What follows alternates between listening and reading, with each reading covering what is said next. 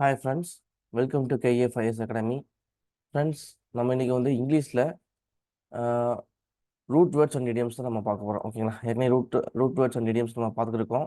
இது வந்து மாடியூல் 4. ஏற்கனவே மாடியூல் 1, 2, 3 உடைய வீடியோஸ் நம்ம அப்டேட் பண்ணியிருப்போம். அதை நீங்கள் வந்து பிளேலிஸ்ட்டில் போய் பார்த்துக்கலாம். தொடர்ந்து நம்ம வந்து டிஎன்பிஎஸ்சி, எஸ்எஸ்சி, இது மாதிரி central government exams, UPSC, RRB இந்த மாதிரி எக்ஸாம்ஸ்க்கு வந்து நம்ம கிளாஸஸ் கொடுத்துக்கிட்டு இருக்கோம். அது வித்து ஸ்கூல் லெவலில் என்எம்எம்எஸ், அப்புறம் என்டிஎஸ்சி இந்த மாதிரி எக்ஸாம்ஸ், அப்புறம் ஐடி ஸ்க்ரீனிங் டெஸ்ட்டுக்கும் யூஸ் ஆகிற விதமாக ரீசனிங், ஆப்டிடியூட், அப்புறம் இங்கிலீஷ் வந்து நம்ம அப்டேட் பண்ணுறோம். ஓகேங்களா? ஃபர்தராக நம்ம டிஎன்பிசி எக்ஸாம்ஸ் மற்ற எக்ஸாமுக்கும் ஃபியூச்சரில் வந்து வீடியோஸ் வந்து தொடர்ந்து அப்டேட் பண்ண பிளான் பண்ணிக்கிருக்கோம். ஓகேங்களா? ஸோ தொடர்ந்து நம்மளுடைய வீடியோஸ் வந்து பார்க்குறதுக்கு நீங்கள் நம்மளுடைய சேனல் சப்ஸ்கிரைப் பண்ணிவிட்டு பக்கத்தில் இருக்கக்கூடிய பெல் ஐக்கானை கிளிக் பண்ணி ஆல் அப்படின்னு ஒரு ஆப்ஷன் இருக்கும், அதை கிளிக் பண்ணிக்கோங்க. ஸோ நமக்கு வந்து பாசிட்டிவாக நமக்கு லைக் பண்ணுங்கள், கமெண்ட் பண்ணுங்கள். ஸோ உங்களுடைய ஃபேமிலி அண்ட் ஃப்ரெண்ட்ஸ் சர்க்கிளில் வந்து இதை வந்து ஷேர் பண்ணுங்கள். ஓகேங்களா? ஓகே ஓகே இப்போ நம்ம வந்து அந்த மாடியூல் 4 போகலாம் ஃபஸ்ட்டு. ஸோ இன்றைக்கி நம்ம ஃபஸ்ட்டு வந்து ரூட் வேர்ட்ஸில் வந்து நம்ம பார்க்க போகிற ரூட் வேர்டோடைய நேம் வந்து ஆம்பிள். ஓகேங்களா? ஸோ ஆம்பிள்ங்கிற வேர்டுக்கு வந்து இந்த ரூட் வேர்டுக்கு என்ன மீனிங் அப்படின்னா வாக் இல்லைனா மூவ். ஓகேங்களா? ஸோ ஆம்பிள் அப்படிங்கிற ஒரு வார்த்தையை நீங்கள் பார்த்துட்டாலே, ஒரு இங்கிலீஷ் வேர்டில் ஆம்பிள்ங்கிற ஒரு வார்த்தை இருந்துட்டாலே, ஸோ அந்த வேர்டு வந்து எதை குறிக்கும் அப்படின்னா வாக்கிங், நடக்கிறத குறிக்கும். இல்லைனா மூவ் பண்ணுறது, ஒரு இடத்துலேருந்து இன்னொரு இடத்துல நகர்ந்து போகிறது, இதை குறிக்கிறது தான் ஆம்பிள்ங்கிற வார்த்தை. ஓகேங்களா? ஸோ இப்போ நம்ம வந்து நியூ வேர்ட்ஸ் நம்ம பார்க்கலாம். ஸோ ஆம்பிள் அப்படிங்கிற வார்த்தை நம்ம ஏற்கனவே சொன்ன மாதிரி ஆம்பிள்ங்கிறதுக்கு என்ன மீனிங் அப்படின்னா வாக்கிங் ஸ்லோ அப்படின்னு அர்த்தம். ஓகேங்களா? ஸ்லோவாக நடக்கிறது, மெதுவாக வந்து நடக்கிறது அப்படிங்கிறத குறிக்கும். ரிலாக்ஸ்டு வேனா ரொம்ப பதட்டமாக வேக வேகமாக நடக்காமல் ஃப்ரீயாக வந்து நடக்கிறது, இதை தான் வந்து என்ன சொல்லுவாங்க, ஆம்பிள் அப்படின்னு சொல்லிட்டு சொல்லுவாங்க. ஓகேங்களா? அடுத்த வார்த்தையை பாருங்க, ஆம்புலண்ட். ஸோ இதுலேயே ஆம்பிள் அப்படிங்கிற வார்த்தை இருக்குது. ஸோ ஆம்புலண்ட்டுங்கிறதுக்கு மீனிங்னா வாக்கிங் ஆர் மூவிங்னு அர்த்தம். ஸோ ஆம்பிள், ஆம்புலண்ட் ரெண்டுக்குமே நான் வாக்கிங் இல்லைன்னா மூவிங், ஒரு இடத்துல இருந்து ஒரு இடத்துக்கு மூவ் ஆகி போகிறது அப்படிங்கிறது குறிக்கும். இப்போ பெஸ்ட் எக்ஸாம்பிள் வந்து ஆம்புலன்ஸ். ஸோ ஆம்புலன்ஸுக்கு வந்து ஆம்புலன்ஸ்னு சொல்லிட்டு ஏன் பேர் வச்சுருக்காங்க அப்படின்னா, இது வந்து ஒரு வெஹிக்கிள் மூவிய பேர்சன். நம்ம ஏற்கனவே சொன்னோம், ஆம்பிள் அப்படின்னாலே வாக் இல்லைனா மூவ்னு சொன்னோம். ஓகேங்களா? நடக்கிறது இல்லைனா ஒரு இடத்துலேருந்து மூவ் ஆகி போகிறது, நகர்ந்து போகிறது அப்படிங்கிறது குறிக்கும். ஸோ ஆம்புலன்ஸுக்கு எதுக்கு வச்சுக்கோன்னா, இது ஒரு வெஹிக்கிள். இந்த வெஹிக்கிள் என்ன பண்ணும் அப்படின்னா பேஷண்ட்ஸை, ஓகேங்களா, பேஷண்ட்ஸ்னால் யாரும், நோயாளிகளை ஒரு இடத்துலேருந்து இன்னொரு இடத்துக்கு மூவ் பண்ணி கொண்டு போகும். நம்ம வீட்டிலேருந்து ஹாஸ்பிட்டல் கொண்டு போகும், ஹாஸ்பிட்டல் இருந்து டிஸ்சார்ஜ் ஆனதுக்கப்புறம் திரும்ப வீட்டுக்கு கொண்டு போகும். ஸோ ஒரு இடத்துலேருந்து இன்னொரு இடத்துக்கு மூவ் பண்ணி போகிறனால தான் இதுக்கு வந்து ஆம்புலன்ஸ் அப்படின்னு சொல்லிட்டு பேர் வச்சுருக்காங்க. ஓகேங்களா? பொதுவாக பெரும்பாலான பேர்கள் இங்கிலீஷ் வேர்ட்ஸ் வந்து இதே மாதிரி லத்தீன், கிரீக் இந்த மாதிரி வார்த்தைகள்லேருந்து ஏதாவது ஒரு ஒரு காரணத்துக்காண்டி தான் அந்த வார்த்தையை வச்சுருப்பாங்க. ஓகேங்களா? அடுத்து பாருங்க, சோம்னாம்புலிஸ்ட். ஸோ இந்த வார்த்தை வந்து கொஞ்சம் ஃபெமிலியரான வார்த்தை, கொஞ்சம் முக்கியமான டேம் கூட. ஓகேங்களா? சோம்னாம்புலிஸ்ட்டுங்கிறது நிறைய இடங்களில் நீங்கள் யூஸ் பண்ணி படிச்சிருப்பீங்க. பர்டிகுலராக வந்து இந்த காவலனில் வந்து ஒரு காமெடி சீன் வரும். ஓகேங்களா? காவலன் மூவியில் ஒரு காமெடி சீன் வரும். அந்த சீனில் வந்து என்ன பண்ணுவாங்கன்னா, இப்போ விஜய் இருப்பார். விஜயோட யூனிஃபார்ம் என்ன பண்ணிடுவாருன்னா, காலையில் எடுத்து பார்ப்பாரு, அதில் வந்து 2 பெரிய ஓட்டை இருக்கும். அயன் பாக்ஸை வச்சு யாரோ வந்து ஓட்டை போட்டுருவாங்க. அப்போ காலையில் பக்கத்தில் வந்து வடிவேல் படுத்திருப்பார். அவர் எழுப்பி வந்து, டேய் நீ ஏன்டா என்னுடைய யூனிஃபார்ம் வந்து பொசுக்கிறவனை நான் அயன் பண்ண சொன்னேனா அப்படின்னு சொல்லிட்டு சண்டை போடுவார். அப்போ வடிவேல் என்ன சொல்லுவாங்க, எனக்கு ஞாபகம் இல்லை, நான் எதுவுமே பண்ணல, நான் தூங்கிட்டு இருந்தேன் அப்படின்னு சொன்ன உடனே இவர் என்ன சொல்லுவாங்க, சோம்னாம்புலிஸ்ட் அப்படின்னு சொல்லிட்டு அவர் திட்டுவார். சோம்னாம்புலிஸ்ட் அப்படின்னு சொல்லிட்டு திட்டுவார். சோம்னாம்புலிஸ்ட் அப்படின்னா என்ன அர்த்தம்னா, சோம் பிரிங்க, som plus ambul plus ist. Ambul அப்படின்னா நடக்கிறது, சோம் அப்படின்னா தூக்கம். ஓகேங்களா? இப்போ இது ரெண்டையும் சேருங்க. சோம்னா ஸ்லீப்பு, ஆம்பிள் அப்படின்னா வாக். ரெண்டையும் சேர்த்திங்கன்னா தூக்கத்தில் நடக்கிறது. ஓகேங்களா? ஸோ சோம்னாம்புலிஸ்ட்டுங்கிறது ஒன்றும் கெட்ட வார்த்தை கிடையாது, அது ஒரு சயின்டிஃபிக்கல் டேம். ஓகேங்களா? யாரை குறிக்கும் அப்படின்னா தூக்கத்தில் நடக்கக்கூடியவங்களை வந்து சோம்னாம்புலிஸ்ட் அப்படின்னு சொல்லிட்டு சொல்லுவாங்க. வாக்கிங் ஒய் ஸ்லீப்பிங், நிறைய தமிழ் மூவிஸில் வந்து இதை காமிச்சிருப்பாங்க. ஸோ எக்ஸாம்பிள் நம்ம ஏற்கனவே சொன்ன மாதிரி காவலன் படத்துலையும் இருக்கும். இந்த மாதிரி வருத்தப்படாத வாலிபர் சங்கம் படம் பார்த்தீங்கன்னா அதுலேயும் தெரியும். அதுலேயுமே சத்யராஜ் என்ன பண்ணுவார், நைட்டு தூங்கும் போது நடக்கக்கூடிய பழக்கம் வந்து அவருக்கு இருக்கும். ஓகேங்களா? ஸோ இதான் இந்த மூவி, இந்த இந்த பிக்சர் பார்த்துக்கோங்க. இந்த பையனை பண்ணால் தூங்கிக்கிட்டே இருக்கான், ஆனால் நடக்கிறான். ஸோ இவங்கள தான் என்ன சொல்லுவாங்கன்னா சோம்னாம்புலிஸ்ட் அப்படின்னு சொல்லிட்டு சொல்லுவாங்க. ஓகேங்களா? சரி, ஓகே. ஸோ ஆம்பிள்ங்கிற வார்த்தைக்கு பேசிக்காக நம்ம இப்போ ஒரு 4 வார்த்தை வந்து நம்ம கற்றுக்கிட்டோம், புது வார்த்தைகளை கற்றுக்கிட்டோம். ஓகேங்களா? அடுத்து பாருங்கள், அனிம்ங்கிற வேர்டு வந்து பார்ப்போம். அனிம்ங்கிற ரூட் வேர்டு. ஸோ அனிம்ங்கிற ரூட் வேர்டு வந்து எதை குறிக்குன்னா லைஃப், லைஃப் இல்லைன்னா ஸ்பிரிட்டை குறிக்கும். ஓகேங்களா? லைஃப்ல எல்லாரும் உயிர் வாழ்றது, லைஃப்னா வாழ்க்கை.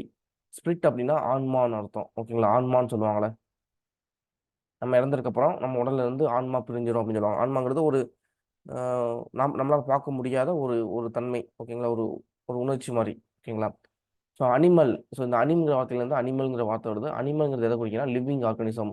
ஸோ அனிம் அப்படின்னாலே லைஃப்னு சொன்னோம். லைஃப்னா வாழ்றது, உயிர் வாழ்றது. ஸோ அனிமல்ங்கிறது உயிர் வாழக்கூடிய ஒரு ஒரு உயிரினம். ஓகேவா? ஆர்கானிசம் ஒரு உயிர். ஸோ லிவிங் ஆர்கானிசம் தான் அனிமல் சொல்லுவாங்க. இப்போ எக்ஸாம்பிள் வந்து இந்த பாருங்க ஒரு டீர் இருக்குது, இது ஒரு அனிமல். இதே மாதிரி நிறைய அனிமல்ஸ் இருக்குது. இப்போ கிளாசிஃபிகேஷன் ஆஃப் அனிமல் சயின்ஸ் நம்ம படிப்போம். கிளாசிஃபிகேஷன் ஆஃப் அனிமல்ஸ் அனிமல்ஸ்ல வந்து என்னென்ன வகைகள் இருக்குது, அது வந்து வெர்டிபிரேட், இன்வெர்டிபிரேட். வெர்டிபிரேட்டில் வந்து கோல்டு பிளட்டட், வார்ம் பிளட்டட் இந்த மாதிரிலாம் படிப்போம். ஓகேங்களா? இதெல்லாம் வந்து நீங்கள் சயின்ஸில் படிச்சீங்க அப்படின்னா உங்களுக்கு டெப்த்தாக இருக்கும். ஸோ நீங்கள் சிம்பிளாக இப்போதைக்கு இங்கே தெரிஞ்சுக்க முடியாது. அனிமல் அனிமல் அப்படின்னா லிவிங் ஆர்கானிசம், உயிர் வாழக்கூடிய ஒரு பொருள் அப்படின்னு வச்சுக்கோங்க. ஓகேங்களா? ஸோ அடுத்து பாருங்க அனிமேட். ஸோ அனிமேட் அப்படின்னா மேக் அலைவ், ஒரு விஷயத்த வந்து ஒரு ஒரு பொருளுக்கு உயிர் கொடுக்குறது அனிமேட் அப்படின்னா. ஓகேங்களா? உண்மையிலேயே வந்து அது வந்து ஒரு உயிரினம் கிடையாது. எக்ஸாம்பிள் திரும்ப இதை பாருங்க, இது நார்மலாக ஒரு டீர் கிடையாது, ஒரு கார்ட்டூன் தான். ஓகேங்களா? ஒரு கார்ட்டூன் தான் வந்து என்ன, அதை வந்து ஒரு உயிரினத்துக்கு தேவையான அசைவு மாதிரி, இங்க பாருங்க ஒரு புல்லை வந்து சாப்பிட்ற மாதிரி ஒரு சின்ன மூமெண்ட்ஸ் வந்து கொடுத்து அது உயிர் இருக்க மாதிரி காமிக்கிறது. ஓகேங்களா? இப்போ நீங்கள் நிறைய ஹாலிவுட் படம் இந்த கார்ட்டூன்ஸ்லாம் பார்த்தீங்கன்னா அது என்ன சொல்லுவாங்க, இது animation movies, Avatar animation movie அப்படின்னு சொல்லுவாங்க. ஏன் அவதார் அனிமேஷன் மூவின்னு சொல்லுவாங்கன்னா அதில் இருக்கக்கூடிய அந்த படத்தில் நடிச்சக்கூடிய கேரக்டர் எல்லாமே வந்து பார்த்தீங்கன்னா ஒரு மனுஷன் மாதிரி ஒரு தோற்றம் கிடையாது, ஒரு வித்தியாசமான உயிரினமாக காமிச்சிருப்பாங்க. அதுக்கு உயிர் கொடுத்துருப்பாங்க. அப்படி உண்மையிலேயே வந்து ஒரு உயிர் கிடையாது. ஆனால் அது வந்து நடக்கும், குதிரையில் போகும், சாப்பிடும், துப்பாக்கி எடுத்து சண்டை போடும். ஸோ இந்த மாதிரி விஷயங்கள்லாம் பண்ணும்போது ஒரு மனுஷன் ஒரு உயிரினத்துக்கு இருக்கக்கூடிய செயலை வந்து அது பண்ணுற மாதிரி காமிக்கிறாங்களா, இதை தான் அனிமேட் அப்படின்னு சொல்லுவாங்க. அதனால தான் அந்த மூவிஸை அனிமேஷன் மூவிஸ் அப்படின்னு சொல்லிட்டு சொல்கிறாங்க. ஓகே, அடுத்து பாருங்க ஈக்வானிமிட்டி. இதில் பார்த்தீங்கன்னா இதுலேயே அனிம்ங்கிற வார்த்தை இருக்குது. ஈக்குவல் நான் ஈக்குவல், அதாவது சரிசமமா அப்படின்னு வைக்கிறது. ஓகேங்களா? ஈக்வானிமிட்டி அப்படின்னா பேலன்ஸ்டு ஸ்பிரிட். ஸோ மனசை வந்து ஒருநிலைப்படுத்துறது. நம்ம வாழ்க்கையில் பார்த்தீங்கன்னா எல்லா இடத்துலையுமே நன்மை தீமை எல்லா விஷயமே இருக்கும். நமக்கு பார்த்தீங்கன்னா ஒரு விஷயத்தை செய்யும் போது இதை வந்து நல்லதா செய்ய சொல்லி ஒரு மனசு சொல்லும். இல்லை இது கெட்டதா பண்ணு, இப்படி இப்படி பண்ணாத, நீயே இவ்வளோ நல்லவனா இருக்கு அப்படின்னு சொல்லிட்டு கெட்டதா யோசிக்க சொல்லி ஒரு மனசு சொல்லும். ஸோ இந்த மாதிரி நல்லது கெட்டதுன்னு சொல்லிட்டு எல்லா விஷயத்துலையுமே இருக்கும். அப்போ நம்ம அதில் வந்து நடுநிலைத்தன்மையை வந்து பேணுகிறோமா அப்படிங்கிறத நம்ம பார்க்கணும். ஓகேங்களா? இதை பாருங்க, கீழே வந்து ஒரு ரோலர் இருக்குது, அதுக்கு மேலே ஒருத்தர் வந்து மனசை வந்து ஒருநிலைப்படுத்தி வந்து உட்காந்துருக்காரு. ஓகேவா? இதை தான் வந்து ஈக்வானிமிட்டி அப்படின்னு சொல்லுவாங்க. மனசை வந்து சரிசம நிலையில் வச்சுக்கிட்டு தன்னுடைய நல்லது கெட்டது எல்லாத்தையும் வந்து சரிசமமாக வந்து யோசிக்கிறது. இதை தான் இந்த இந்த மாதிரி கேரக்டர் தான் என்ன சொல்லுவாங்க, ஈக்வானிமிட்டி அப்படின்னு சொல்லிட்டு சொல்லுவாங்க. பேலன்ஸ்டு ஸ்பிரிட், மனசை வந்து ஒருநிலைப்படுத்துறது அப்படின்னு அர்த்தம். ஓகேங்களா? சரி, ஓகே.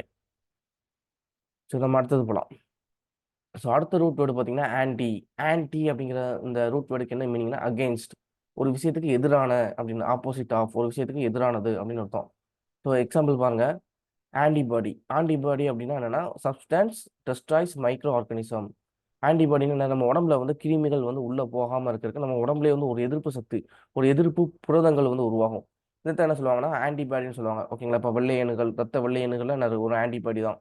அது என்ன பண்ணும், நம்ம உடம்புல வந்து ஏதாவது ஒரு வைரஸோ ஒரு பாக்டீரியாவோ உள்ள போயிடுச்சு அப்படின்னா ஆட்டோமேட்டிக்காக வந்து இது உருவாகி அந்த மைக்ரோ ஆர்கானிசத்தை வந்து இது பண்ணும், டெஸ்ட்ராய் பண்ணும், அழிச்சிரும். ஸோ இதனால தான் வந்து ஆன்டிபாடி நம்ம உடம்புக்கு எதிரான விஷயங்களை வந்து நம்ம உடம்புல உருவாகும் போது அதை அழிக்கிறதுக்கு உருவாகக்கூடிய ஒரு புரதம். ஓகே, அதனால தான் வந்து இதை வந்து சொல்லுவாங்க ஆன்டிபாடின்னு சொல்லுவாங்க. அடுத்து பாருங்க ஆன்டிசெப்டிக். ஸோ செப்டிக் அப்படின்னா, செப்டிக் அப்படிங்கிற வார்த்தை எதை குறிக்குன்னா இன்ஃபெக்ஷன். இன்ஃபெக்ஷன் நம்மளுடைய ஒரு நோய் தாக்கம் நம்ம உடம்புல வந்து உருவாகுது. அதை வந்து அவாய்ட் பண்ணுறதுக்கு ஒரு சப்ஸ்டன்ஸ். ஓகேங்களா? ஸோ ஆன்டிசெப்டிக்னா ப்ரிவென்டிங் இன்ஃபெக்ஷன். இன்ஃபெக்ஷனை வந்து அஃபெக்ட் பண்ணுங்க. பார்த்தீங்கன்னா இன்ஃபெக்ஷனா கிருமிகள், நம்ம உடம்புல வந்து கிருமிகள் வரும் அப்படின்னா எப்படி வரும், நம்ம சாப்பிட்ற மூலியமா பெரும்பாலும் வருது, நம்ம குடிக்கக்கூடிய தண்ணி மூலியமா வரும். ஸோ அதனால தான் வந்து என்ன பண்ணுவாங்க, இங்கே வெளியில் போயிட்டு வந்தாலும் என்ன பண்ணணும், ஹேண்ட் வாஷ் யூஸ் பண்ணணும். ஹேண்ட் வாஷ் யூஸ் பண்ணி கை காலெல்லாம் நல்லா கழுவிக்கணும் அப்படின்னு சொல்லுவாங்க. ஏன் அப்படின்னா நம்ம உடம்புல வந்து வைரஸோ பாக்டீரியாவோ நம்ம கைகள் மூலியமா நம்மளுடைய உணவு உணவு மூலியமா சாப்பிடும்போது உடம்புக்குள்ளே போயிடக்கூடாது. அப்படிங்கிறக்கான தான் கை கால்களை வந்து கழுவ சொல்லுவாங்க. ஓகேங்களா? ஸோ இந்த ஹேண்ட் வாஷ் இருக்கு பார்த்தீங்களா, அந்த ஹேண்ட் வாஷ் வந்து ஒரு ஆன்டிசெப்டிக். ஓகேங்களா? ஸோ இது வந்து ஆன்டிபாடினா அந்த சும்மா ஒரு கார்ட்டூன் மாதிரி போட்டிருக்கேன். ஸோ இது வந்து கிட்டத்தட்ட எப்படின்னா இது ஒரு ஆன்டிபாடி, இந்த சூப்பர்மேன் மாதிரி இருக்கு பார்த்தீங்களா, இது ஆன்டிபாடி. இது வந்து கிருமிகளெல்லாம் அட்டாக் பண்ணுது அப்படிங்கிற காமிக்கிற மாதிரி ஒரு கார்ட்டூன் மாதிரி நான் போட்டிருக்கேன். ஓகேங்களா? இப்ப அடுத்து பாருங்க ஆன்டி சோசியல். ஆன்டி சோசியல் அப்படின்னா, சோசியல் அப்படின்னா சமூகம், சமூகத்துக்கு எதிராக வந்து செயல்படுது. பொதுவாக வந்து ஒரு சமூகத்துக்கு எதிரான செயல் அப்படின்னா எதை எதை குறிங்கன்னா திருடுறது, கொலை பண்ணுறது, நம்ம ட்ரக்ஸுக்கு அடிக்ட் ஆகுது. ஓகேங்களா? போதைப் பொருளுக்கு அடிக்ட் ஆகுறது, மதுக்கு அடிக்ட் ஆகுது, பெண்களை அடிக்கிறது, துன்புறுத்துறது, குழந்தைகளை அடிக்கிறது, துன்புறுத்துறது, பெரிய பெற்றோர்களை அடிக்கிறது, துன்புறுத்துறது, இந்த மாதிரி விஷயங்களை வந்து ஆன்டி சோசியல். ஓகேங்களா? நம்ம வேற என்ன ஆன்டி சோசியல், இப்போ காலேஜில் எடுத்தீங்கன்னா ரேக்கிங் பண்ணுறது, இதெல்லாம் வந்து ஆன்டி சோசியல். சோசியல்னா மக்கள். ஓகேங்களா? சொசைட்டிங்கிற வார்த்தையில தான் அந்த சோசியல்ங்கிற வார்த்தை வருது. ஓகேங்களா? ஸோ மக்களுக்கு எதிராக வந்து சில சில சில விஷயங்களை செய்யறது ஆன்டி சோசியல் அப்படின்னு சொல்லுவாங்க. அதான் இது என்ன சொல்லுவாங்க, அப்போசிங் சோசியல் நார்ம்ஸ். ஸோ சமூக கட்டமைப்புக்கு எதிராக வந்து செயல்படுறது ஆன்டி சோசியல் அப்படின்னு சொல்லிட்டு சொல்லுவாங்க. ஓகேங்களா? ஸோ அடுத்து பாருங்க அர்போர். அர்பருங்கிற வார்த்தைக்கு அந்த ரூட் வேர்டுக்கு என்ன மீனிங்னா ட்ரீன்னு அர்த்தம், மரம். ஓகேங்களா, மரங்கள் அப்படிங்கிற குறிக்கிறது தான் அர்பர். ஓகேவா.